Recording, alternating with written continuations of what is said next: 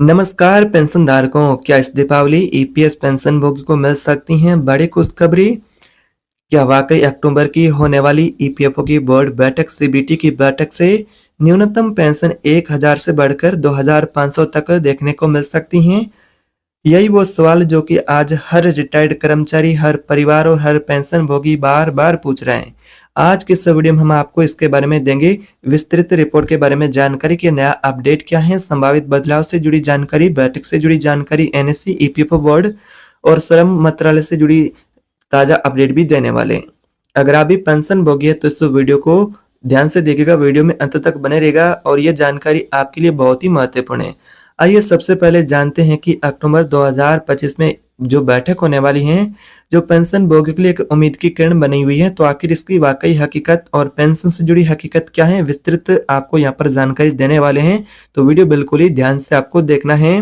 पेंशनधारकों, media report और आधिकारिक संकेतों के मुताबिक ईपीएस यानी कि कर्मचारी भविष्य निधि संगठन यानी कि पेंशन की राशि जो ईपीएस की उसको लेकर यानी कि ईपीएफओ की केंद्र न्यासी बोर्ड सीबीटी की बैठक इस बार 10 और 11 अक्टूबर को बेंगलुरु में होने जा रही है।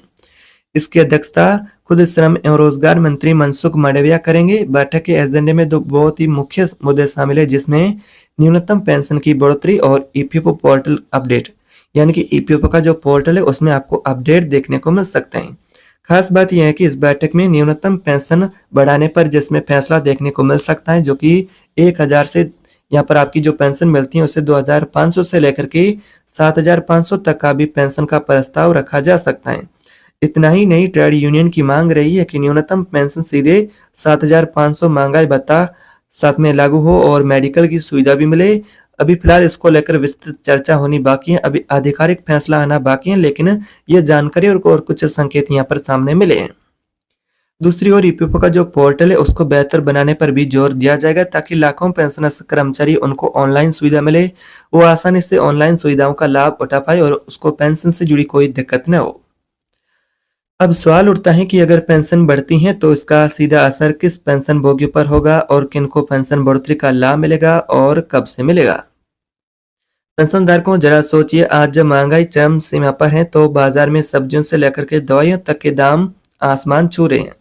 तो 1000 की पेंशन किसी बुजुर्ग के लिए क्या मायने रखती है इस महंगाई के जमाने में।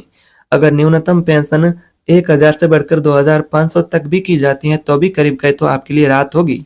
करीब यानी कि 65 से 78 लाख लाभार्थी पेंशन भोगी इसके तहत आते हैं, उन सभी को सीधा लाभ मिलेगा। बुजुर्गों की दवाइयाँ, किराए, जरूरी खर्च में थोड़ी राहत मिलेगी। परिवारों की घरेलू खपत बढ़ेगी, जिससे बाजार पर भी सकारात्मक असर होगा। यूनियन का कहना है कि 1000 की पेंशन पर जीवन यापन करना बहुत ही मुश्किल है। अगर सरकार इस पेंशन की राशि को बढ़ा करके 2500 तक भी करती है तो ये एक छोटा कदम होगा, लेकिन जिन पेंशन भोगियों के लिए बहुत महत्वपूर्ण होगा, जिनका यहाँ पर गुजारा पेंशन पर ही होता है, तो उनके लिए उम्मीदों की किरण जरूर बनेगी इस दीपावली पर यह बैठक।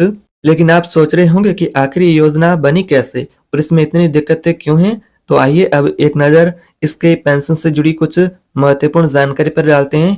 तो पेंशनधारकों, ईपीएस की शुरुआत यानी कि 1995 में हुई थी, जिसको तकरीबन कुछ 30 साल के आसपास हो चुके हैं। ये एक सोशल सिक्योरिटी स्कीम है।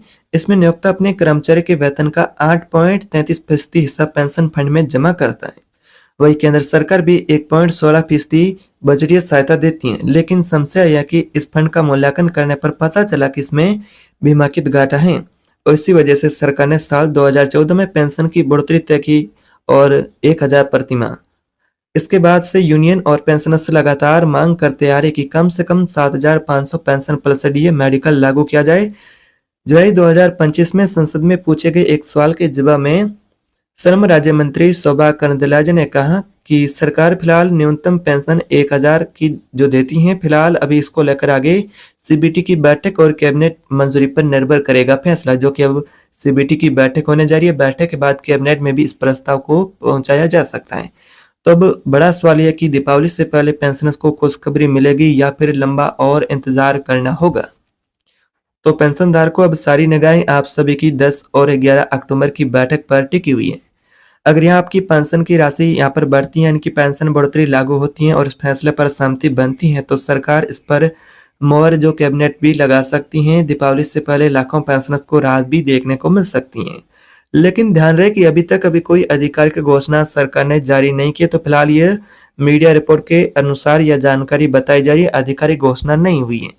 आपका क्या मानना है कि न्यूनतम पेंशन 2500 तक करना काफी है या फिर 7500 प्लस डीए और मेडिकल ही सही होगा, जो कि पेंशनर्स का पुराना मांग काफी लंबे समय से आ रहा है। अपनी राय कमेंट बॉक्स में जरूर बताएं। और हाँ दोस्तों, अगर आपको यह जानकारी उपयोगी लगी है तो वीडियो को लाइक और शेयर करें और हमारे चैनल को सब्सक्राइब करना ना भूलें, ताकि आपको पेंशन और ईपीएफओ से जुड़ी सबसे पहले खबरें यहाँ पर आपको मिलती रहेगी। तो मिलते हैं एक और नई अपडेट में, तब तक के लिए जय हिंद।